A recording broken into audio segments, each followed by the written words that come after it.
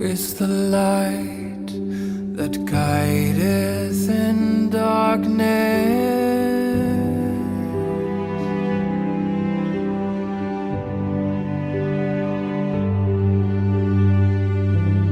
The living link that uniteth God with man.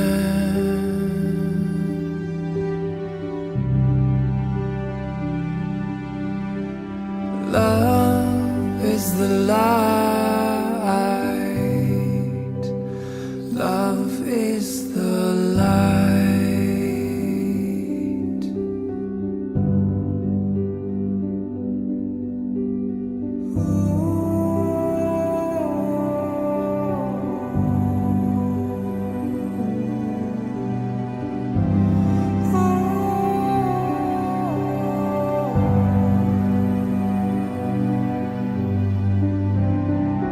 That assureth the progress of every illumined soul.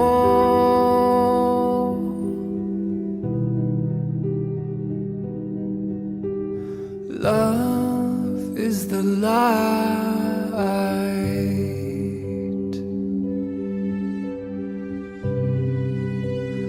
Love is the light.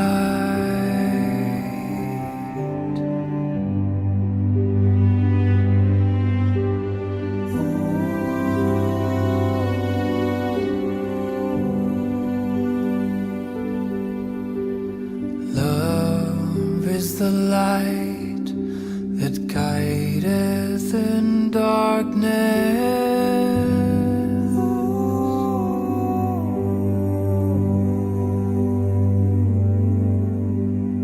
Love is the light that guideth in darkness.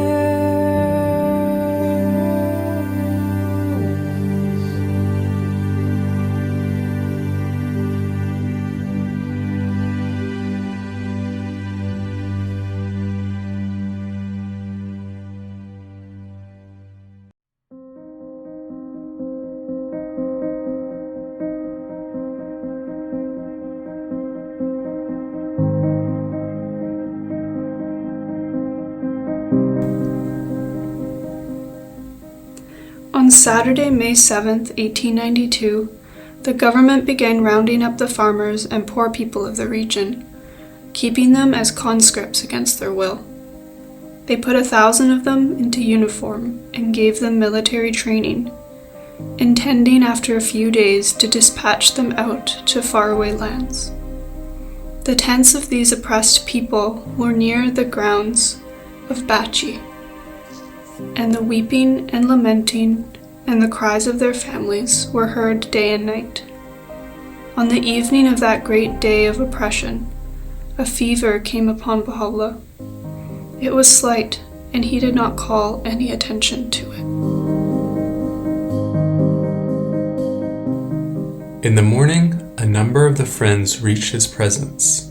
The afternoon drew on, and the fever began to intensify, until in the evening, only one companion with an urgent matter was admitted to his presence. Baha'u'llah sent out a servant to Abdu'l-Baha in Akka, who took horses and a tablet carrying news of the fever. Following Baha'u'llah's wishes, Abdu'l-Baha and his sister Bahiyya Khanum rode off immediately to Bachi. Abdu'l-Baha stayed in a room across and to the west of Baha'u'llah's room, whilst the children remained at home in Akka with their mother, full of anxiety. 2 doctors were sent out to Baha'u'llah, and each day news of Baha'u'llah's continuing fever, which had a similar quality to malaria, was brought to the household and the children. On the next day, just one of the friends had the honor of an audience with Baha'u'llah. On the 3rd day at noon, he summoned Nabil to his presence alone. Baha'u'llah spoke to him for about half an hour. Sometimes he was seated, and sometimes he strode up and down the room, imparting wisdom through his beautiful words of the Spirit. In the afternoon of the same day, a well-known believer arrived from Egypt. Baha'u'llah welcomed him into his presence, along with some others, and until sunset a number of friends came in groups into his presence. On the fourth day, no one was able to come to Baha'u'llah's presence, and gloom and sorrow descended upon all the hearts of his forlorn lovers. This way, this situation remained for a few days.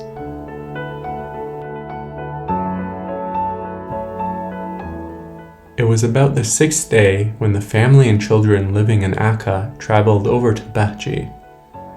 Seeing the illness was serious, they were extremely distressed.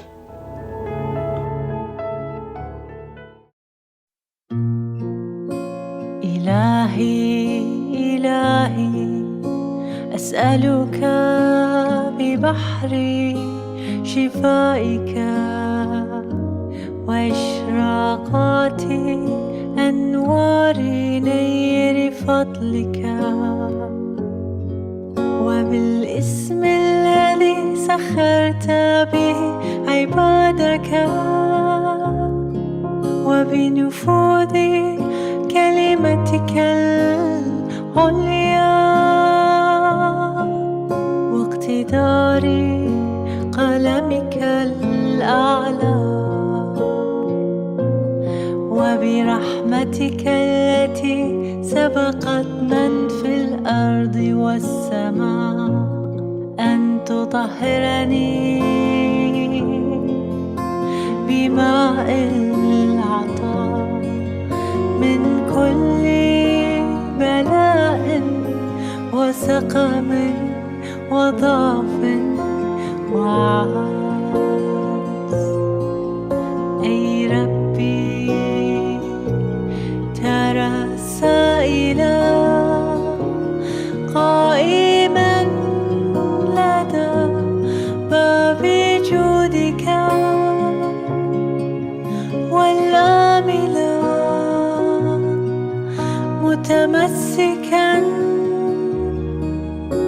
بحبل كرمك أسألك أن لا تخيبه عما أراد من بحر فضلك وشمس عنايتك. إنك أنت المقتدر على ما تشاء، لا إله إلا أنت الغفور الكريم. إنك أنت المقتدر على ما تشاء، لا إله إلا أنت الغفور الكريم.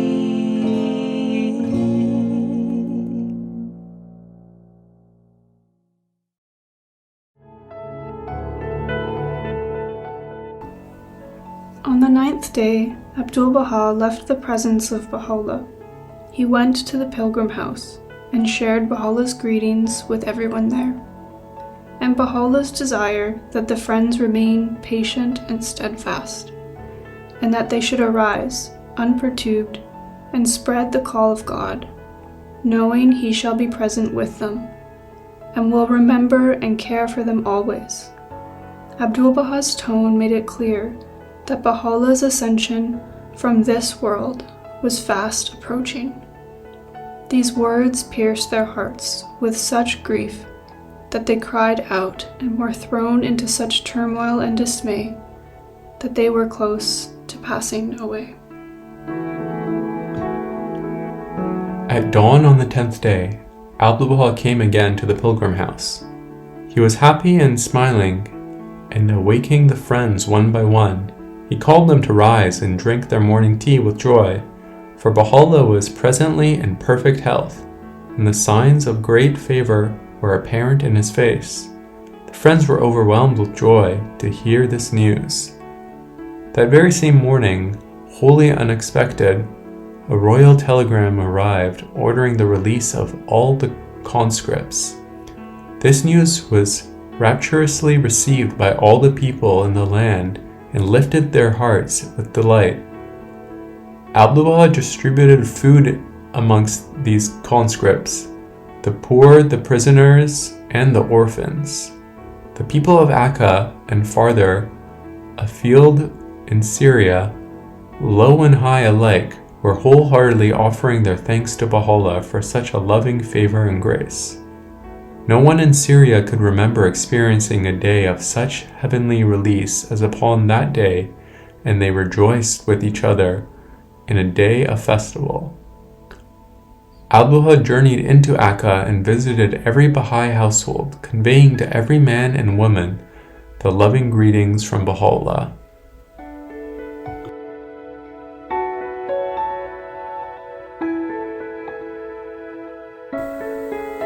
On the 15th afternoon, at the hour of sunset, just as the day broke when the Bab many years before had opened his call to the world, a servant came down from upstairs and suddenly summoned to Baha'u'llah's room everyone present, the friends from Akka, several Persian pilgrims, and resident Baha'is, numbering about 9 people. Weeping and grief-stricken, they seized the opportunity and hastened to Baha'u'llah's presence. Baha'u'llah's bed was in the middle of the room, his mattress and quilt covered with white sheets. He lay in his bed propped up on 2 or 3 pillows, whilst 2 of his sons were seated, fanning him from each side. His body was extremely frail, and he leaned against Abdu'l-Baha. His voice was weak, yet he spoke clearly. He spoke of his health, revealing gentle and loving words of separation and departure. Some were circling around and around his bed, weeping and praying, and beseeching Baha'u'llah to permit them to sacrifice their lives in his place, even if it would extend his life only a little while. Baha'u'llah spoke loving words of peace and calm to everyone. He addressed them all, saying how well pleased he was with them, coming every morning and evening, and their many services and tireless labors.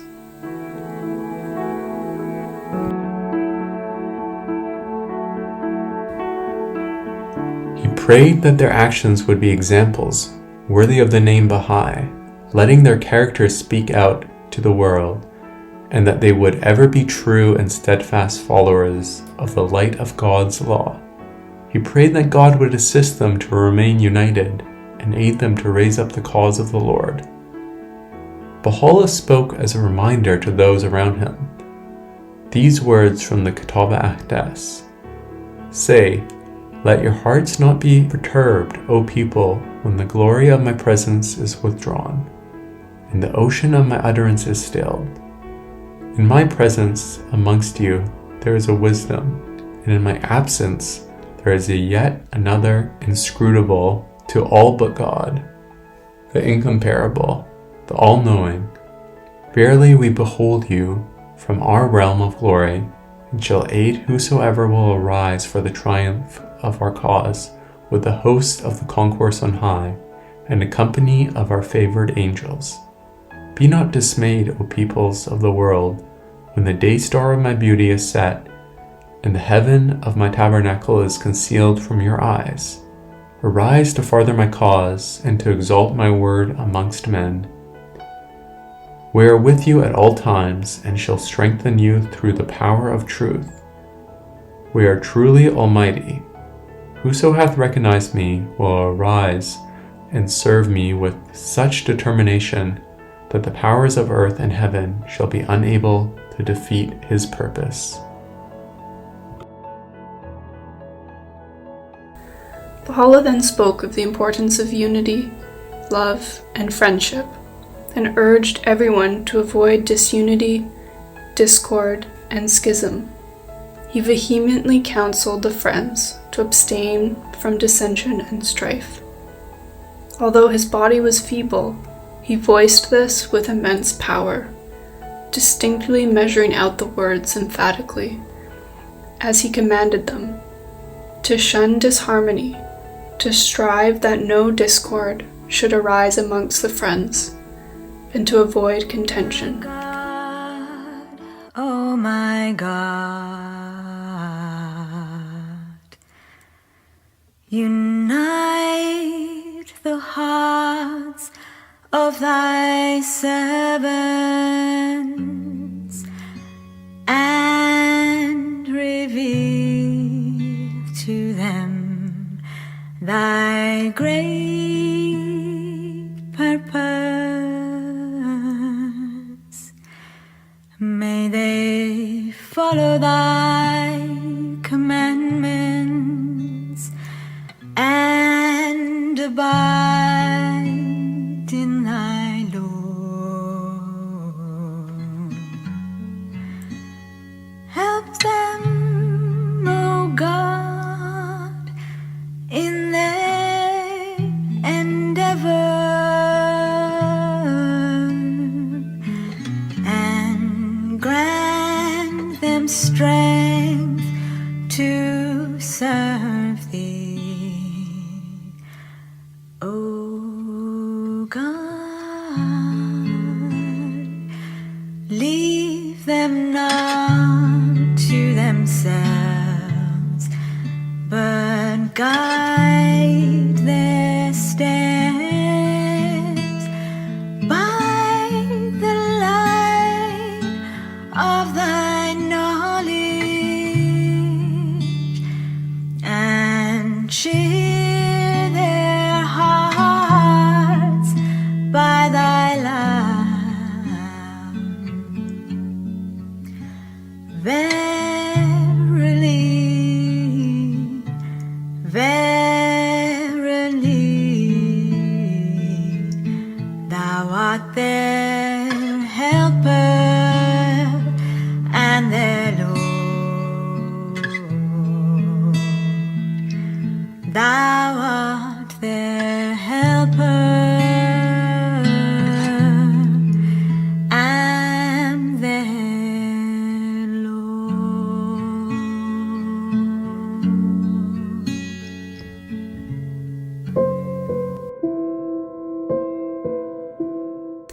As Baha'u'llah recited these verses to everyone, it became clear that he was soon to ascend from the world. The effect of these words and clear verses from his mouth on the friends was intense. Tears flowed from one as he was overcome with feelings of grief and sorrow. Baha'u'llah bade him come close to him, and using a handkerchief which was in his hand, Baha'u'llah wiped the tears from his cheeks. Another was utterly distraught, and could endure no more. His heart broke. With tears in his eyes, he cried out, Ya Baha, Ya Baha, expressing his grief. He broke down. The time came for everyone to depart. Abdul-Baha was standing. He directed everyone to circumambulate the bed. The friends prostrated at Baha'u'llah's feet and walked simply around his bed. He said to them, Fi amanillah, go in God's care. And they left the room in utmost sorrow, burning with separation. No words can describe the sadness and grief that encompassed their souls that day, some becoming quite ill with their grief. This was their last audience with him. Baha'u'llah called all the ladies and children to him. He described how he had left directions for their future guidance in his will, and that Abdul-Baha would arrange everything for the family, the friends, and for the cause of God.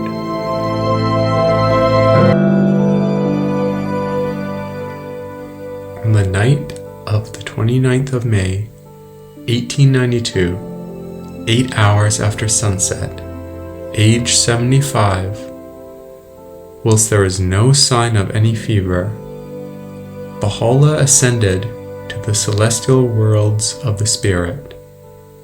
Immediately a horseman galloped into Akka, carrying the news to the legal advisor.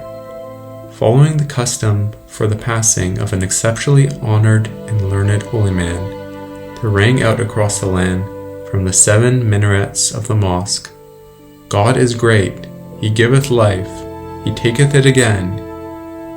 He dies not, but lives forevermore." The word quickly spread throughout the land and was proclaimed from the minarets of every mosque. Abdu'l-Baha telegraphed news of Baha'u'llah's ascension to a jubilant sultan. The telegram began with the words, "The sun of Baha has set." It advised the monarch that they intended to lay Baha'u'llah's sacred remains to rest within the precincts of Bachi, and this was permitted. An ocean of grief and sorrow swept across Baha'u'llah's countless friends and companions. The Persians lamented fate's unchangeable decree, whilst the native Arabs cried out, "O God, O God." Confusion spread everywhere. A large crowd descended from Akka and the neighboring villages and gathered at Bachi to show their respect and unite in mourning, thronging the surrounding fields, weeping, beating upon their heads, and crying aloud with grief.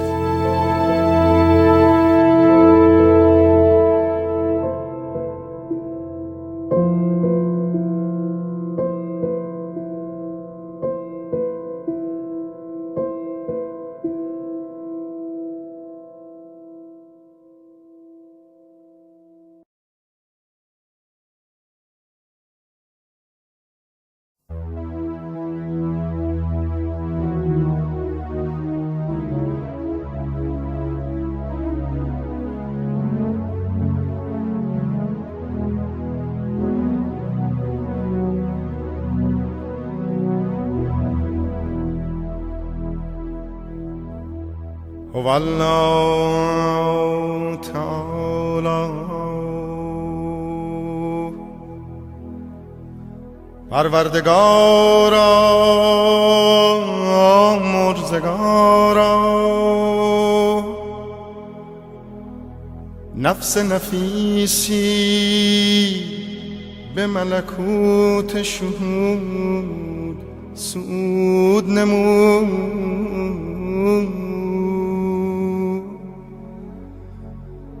و از خاکدان فانی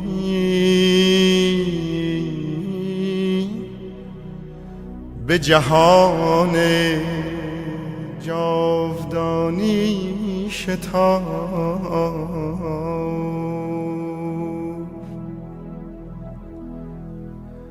میهمان جدید است عزیز فرما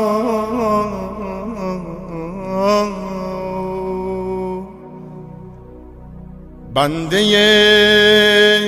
قدیم است خلعت بدیع عطا کن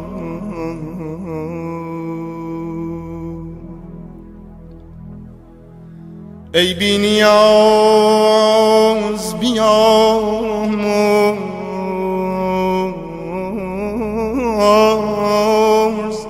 و بنواز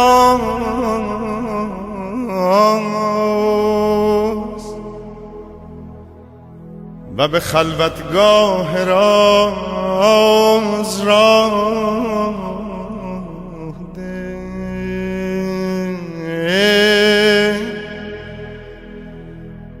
و در محفل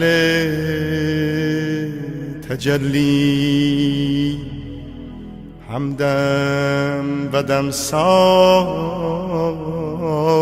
نما تویی دهنده و بخشنده و مهربان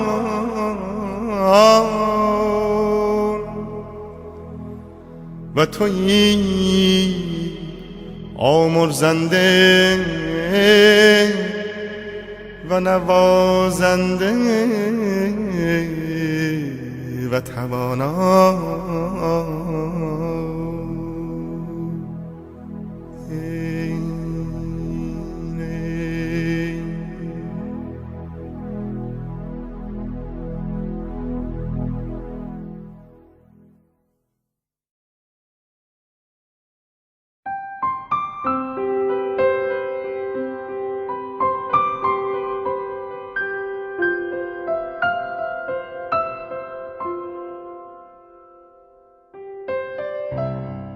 the praise which hath dawned from thy most august self, and the glory which hath shone forth from thy most effulgent beauty, rest upon thee, O thou who art the manifestation of grandeur, and the King of eternity, and the Lord of all who are in heaven and on earth.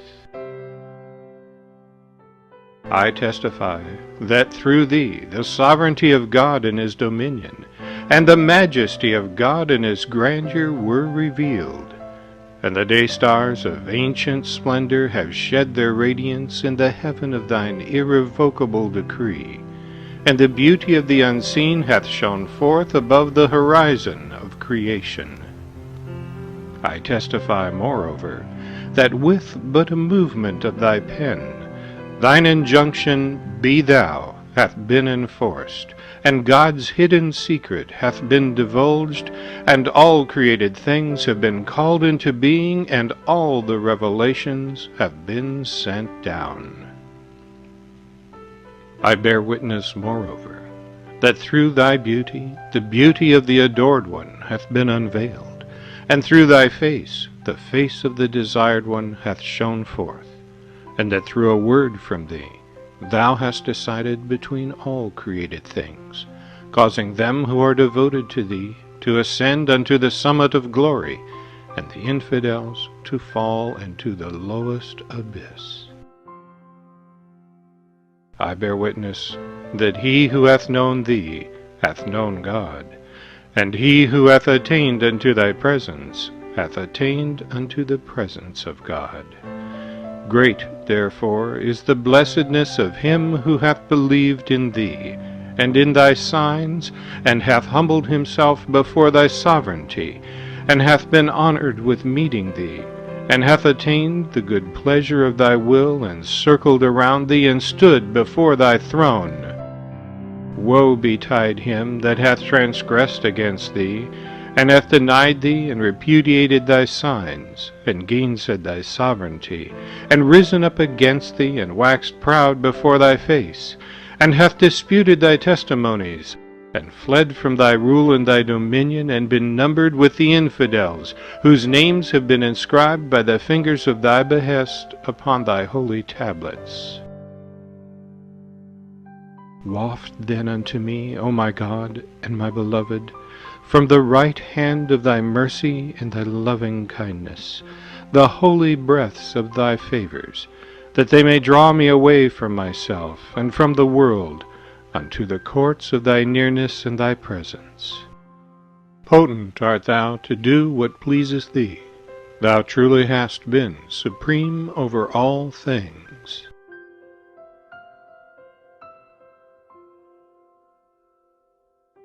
The remembrance of God and his praise, and the glory of God and his splendor rest upon thee, O thou who art his beauty.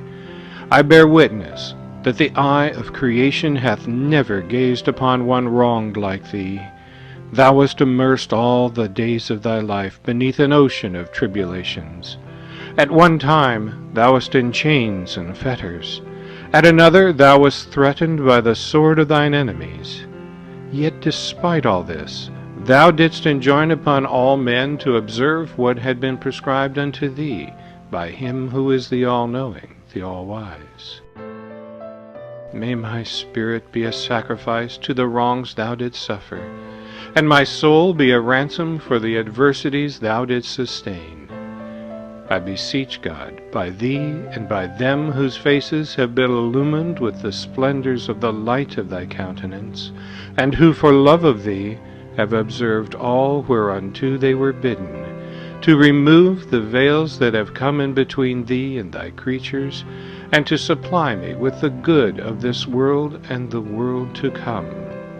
Thou art in truth the Almighty, the most exalted, the all-glorious, the ever-forgiving, the most compassionate. Bless thou, O Lord my God, the divine lote tree and its leaves, and its boughs, and its branches, and its stems, and its offshoots, as long as thy most excellent titles will endure, and thy most august attributes will last. Protect it then from the mischief of the aggressor and the hosts of tyranny. Thou art, in truth, the Almighty, the most powerful. Bless thou also, O Lord my God, thy servants and thy handmaidens who have attained unto thee. Thou truly art the all-bountiful, whose grace is infinite. No God is there save thee, the ever-forgiving, the most generous.